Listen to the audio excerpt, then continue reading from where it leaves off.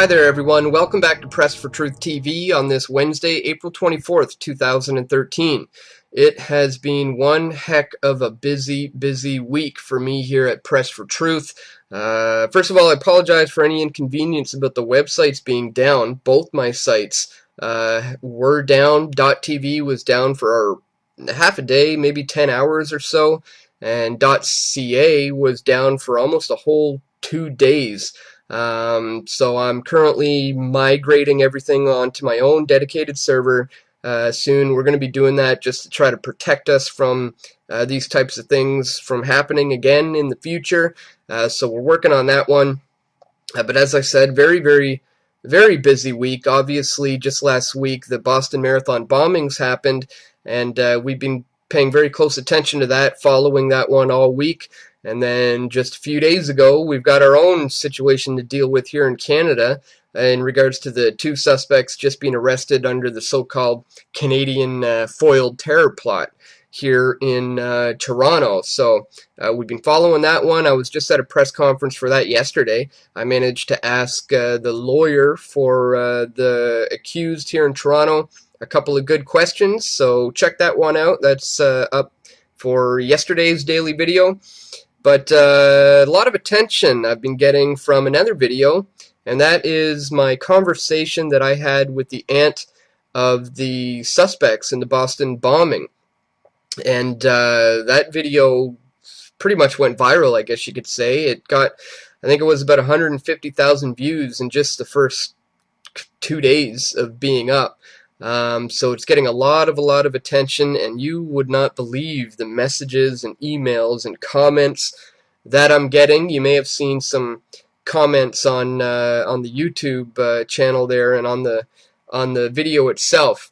Somewhat 50-50. A lot of people saying good job, keep it up, that kind of stuff. But a lot of people saying, you know, you call this journalism, this is pure BS, you probably didn't even talk to her, you're making this all up, you know, this is pure hearsay, why didn't you record it, you should have recorded it if you're a real reporter, on and on and on. And you just wouldn't believe the amount of messages and emails I'm getting like that at my pressfortruth.ca email and my .tv email, my contact email, my Facebook messages and YouTube emails, and just I'm getting bombarded in the last few days with these kinds of comments and these kinds of messages. Normally I just ignore the haters and all this kind of stuff, but today I felt I wanted to just explain myself in detail a little bit about how that actually went down. I mean, if people only knew the kind of stuff that I go through on a daily basis to do this work that I do, I mean, people have no idea on what it takes, and sometimes circumstances happen and different situations arise, and I mean, I didn't know I was going to be interviewing the aunt of the Boston bombing suspects when I got up that morning. That's just how the day went, and I ended up calling her that day, arranging the interview, and so that's where it starts, basically, is I had it all set up with her on the phone, just called her, wasn't even expecting anyone to pick up. I really didn't think I was even going to get to talk to anybody, but sure enough, she picked up, and I said, you know, I'd like to interview you. If you guys haven't seen the vlog, you should maybe check it out now before you watch this video, or this won't make any sense to you. It's featured right now on the homepage. But anyways, I called her, we set it up. She's like, yes, come to my place. I'm like, I'm ready, I'm bringing cameras, we're going to come in, interview you. She's like, yep, come on, I got stuff to show you. And I was like, okay, what time? She's like, come right now, like, so let's do this. And so I said, all right, let's go. So we went there. Now, when we get into this little lobby area, I'm there with Steve, and if anybody's new to pressfortruth.tv here, just so you know, it's not just me, there's a few other guys involved. I also work with Steve, Brian, and Todd, and on this particular one, Steve came along with me for this one. So we've got all our gear packed up, you know, in cases and bags, like big cameras and tripods and microphones and stuff like that, all packed up and ready to go. So the both of us are sitting in this little area in between the lobby, like where you would get buzzed in. So when I called her there, I'm really thinking I'm only going to be on the phone with her for, you know, 5-10 seconds. I'm expecting her to, hello, hi, we're here, and she's going to say, okay, here's the apartment number, here's the buzz code, I'll see you in a minute, come on up. But as soon as she got on, she's saying, who is this? And I'm like, oh, it's Dan Dix. We're here for the interview. And she says, well, who are you? I don't know who you are.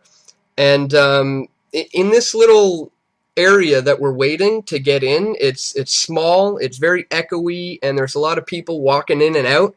So I don't want to have this conversation in front of all these people who live in the building walking in and out. They probably had to deal with a lot already with the press scrum that happened on the Friday earlier. That's how I learned that she's in Toronto. And that's when I decided that maybe I should talk to this lady. So anyways, at that moment, I stepped outside thinking I'm just going to be on the phone for another 20 seconds and be like, oh yeah, no, I spoke to you this morning, Press for Truth, we arranged the interview, we're here now, and she was going to say, yeah, come on up.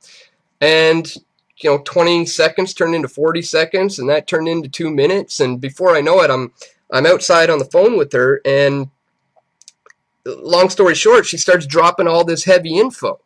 And right then and there, I'm thinking, I'm not about to. Steve's inside with the gear. I'm outside by myself, just kind of talking to her. Again, thinking I'm going to be let up any moment. She was on the fence, really, the whole time. So the entire time that I'm talking to her on the phone, I still think there's a possibility that she's going to let us in, and we're going to get up there and get all of this on film.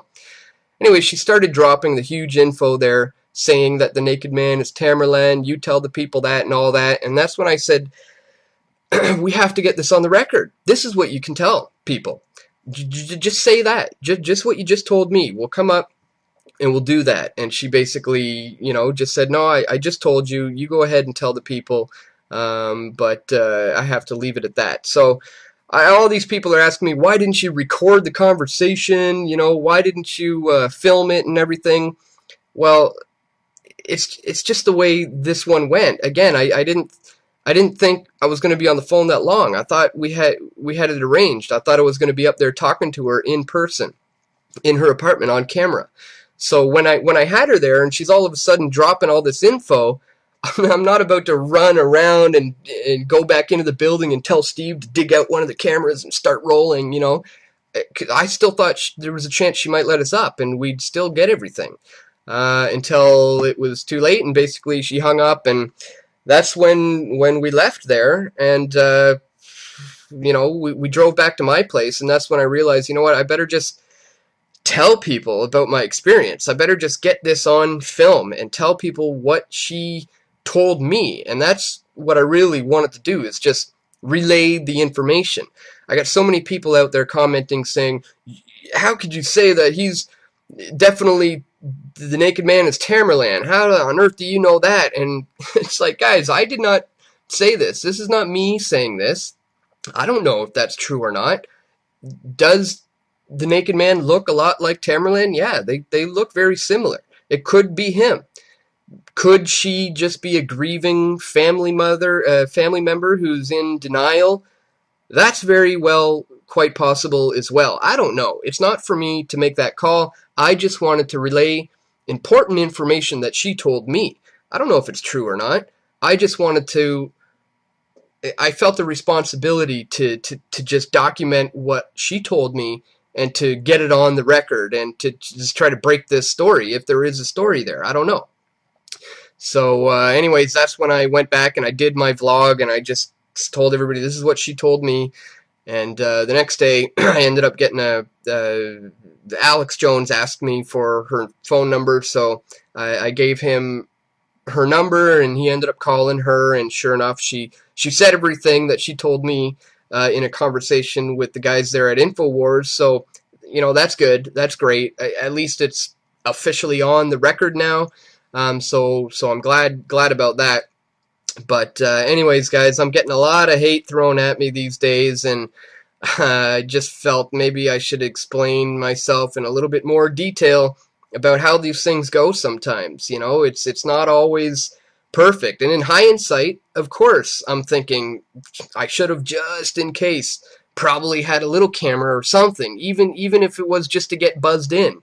But I didn't, and now I'm getting hammered with it. So anyways, normally I just ignore all the haters and the messages, but this time around, with a viral video like that and I'm getting bombarded, I just wanted to get this off my chest and let you guys know, look, obviously I wish I could have recorded it. I didn't make it all up. It's not hearsay.